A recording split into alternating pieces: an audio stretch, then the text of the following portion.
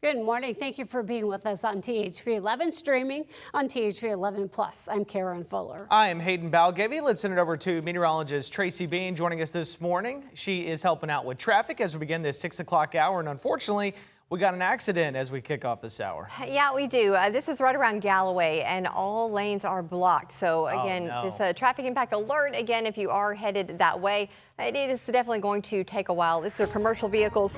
This is going eastbound. Again, all lanes are impacted. The only thing that I have to talk more about is that, again, it is a commercial vehicle, meaning it's going to take a little while to get things going. But just taking a look here, you are seeing, again, this area is closed right now due to the accident on Galloway, and we will see that impact again, all of that traffic flow right there. It is completely stopped eastbound. So if you are going 40 eastbound, it is going to be a minute. We are looking at that right around Galloway. So as soon as I have more information, I'll dig on that here in just a little bit. But yeah, as you can see, they're not really going anywhere so far this morning. It's going to cause quite the mess this morning. But you know what's not going to cause a mess? Weather. It's going to be good today. It's going to be fantastic. We are starting out this morning with a few clouds out there. Again, very nice low humidity, and we are starting to see those temperatures not too bad. 71 in central Arkansas, and that humidity around 84%. So winds are still moving around, which is nice. They are out of the east-northeast, still pulling in that dry air. Those lower dew points will remain today. Across the state, we're still seeing some 60s, which is so nice to see. I love this time of year, but I wish it was like November. This time of year, we're going to see this change as we're heading into the next couple of days, unfortunately, and all that hot is going to come back. So enjoy all of these wonderful mid-60 dew points. Again, that's going to be today, and I think tomorrow we're going to start to see some changes headed our way, but today's high is going to be in the lower 90s, upper 80s, not too bad. And we've even got a few folks there up in northern Arkansas that's going to be right around the mid to lower 80s. So that's going to be nice. Heat index, not too worried about it today. It is going to feel right around our actual air temperature. But as we're heading into the southern portion of the state, we kind of see that pick up just a little bit more. They still have a little bit more of that moisture, that humidity than we do. But we are going to start to see things change as we're heading into tomorrow. We'll start to see that more northerly flow begin to become southerly, and that's going to bring in heat and humidity as we're heading into the weekend. We begin this hour with a THV 11 update this morning. We are getting our first look at police video from a weekend incident in Little Rock that left a man facing charges and a dog shot dead. We do want to warn you, while we won't show you the moment the dog is shot, you will hear the gunshot. The Little Rock Police Department also edited the video before releasing it to us and also blurred the dog after the shooting. THV 11's Catherine Rowley has this story.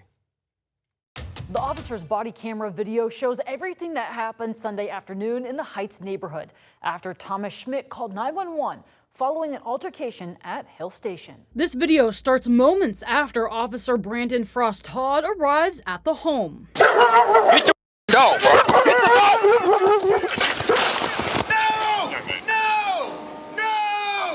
No! Moments later. Are you kidding me? I just saw the supervisor. I just shot a dog out here. He just shot my dog! You should have had him on a leash. Look, why did you I'm not finna get bit by no dog and killed by no dog out here. The police report says Schmidt became emotional and eventually began threatening officers. I beat your Hey, you threatened me, you going to jail. Hey, grab him. Another officer arrived on scene and escorted Schmidt back toward the house, repeatedly asking why he called. Are you not going to tell me why you needed us? Yeah, I'm gonna tell you why I need you. Okay. Because I got thrown around at You got beat up at a bar? Hill Station. Yeah. Okay. Yeah. What happened at Hill Station? I got thrown around and they like threw my head. You just killed.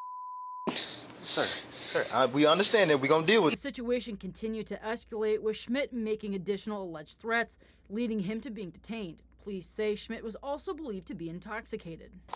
Stay up. I'm not going to tell you. You want to fist it out? You shot my dog in the head. More officers arrived, and Schmidt was released, but then quickly rearrested after making more alleged threats. I beat you. I'm talking about. Now you going to jail for it. All right. What, another officer? Okay. I don't care about any of that. I'm not. Put your hands on your back. Hands on your back. We're not doing this. I'm letting go, but he's not going to act like that. A statement from the Little Rock Fraternal Order of Police says Officer Foster Todd's actions are consistent with department policy. LRPD says the investigation is ongoing and the officer involved is on administrative leave. Schmidt faces 1 count of terroristic threatening, 1 count of disorderly conduct, and 1 count of attempt to influence public service. He is due in court in late August. Catherine Rowley, THV 11 News. Schmidt has pleaded not guilty to those charges after police identified him earlier this week.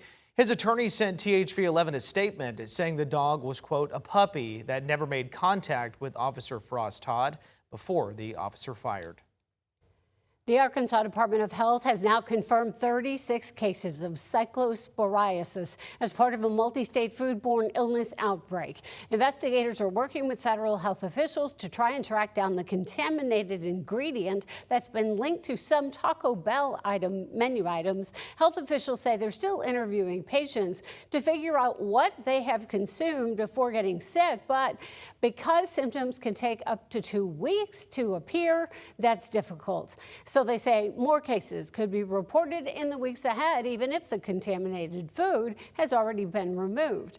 State officials stress the investigation is focused on finding the source of the contamination, not the restaurant chain itself. And in the meantime, they urge Arkansans to wash fresh fruits and vegetables, practice good hand hygiene, and watch for news updates as the investigation continues.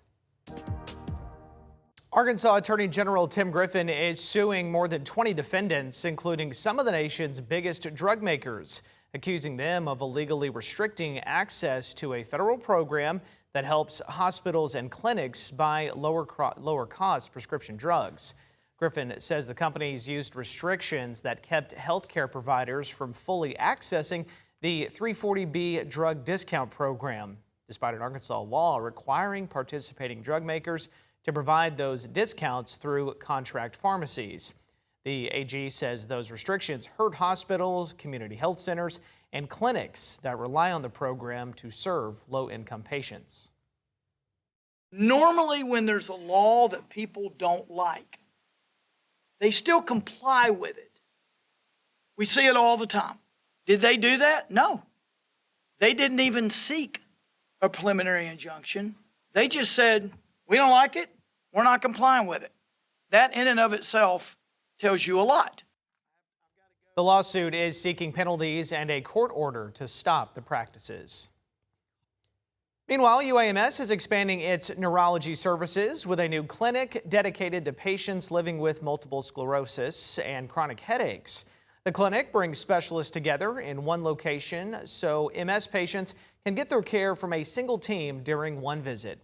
UAMS says the new clinic comes as its neurology and neurosurgery programs continue to grow, and it is now open in the doctor's building on South University Avenue in Little Rock.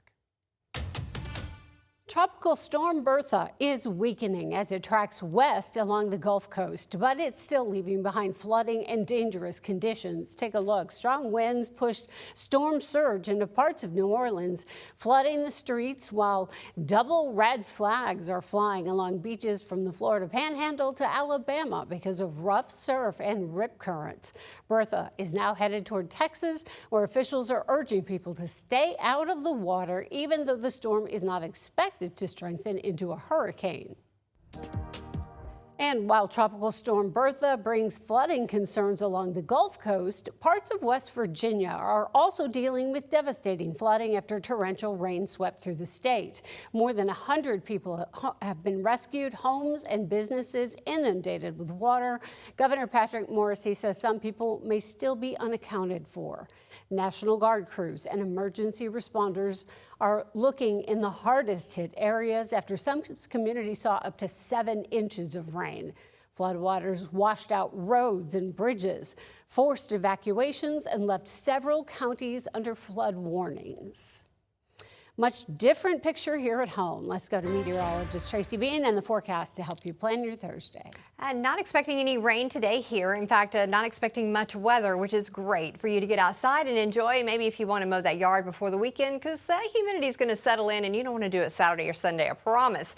Today we're looking at sunny skies, and although I know mowing the yard after work doesn't sound fun, it's not going to be bad. We're going to have a little breeze as well. Highs today will be in the upper 80s, lower 90s. Heat index will be right around that low lower 90. Again, not looking for much. And tomorrow we're going to see a bit more cloud cover, and we're going to steadily see, again, our northerly winds become more southerly, and we're going to start to see temperatures warming up. As that southerly flow continues, we're going to start to see more of that moisture, more of that humidity. Tomorrow afternoon, we're going to have that heat index value right around 102, and it's just going to get bigger as we're heading into early next week.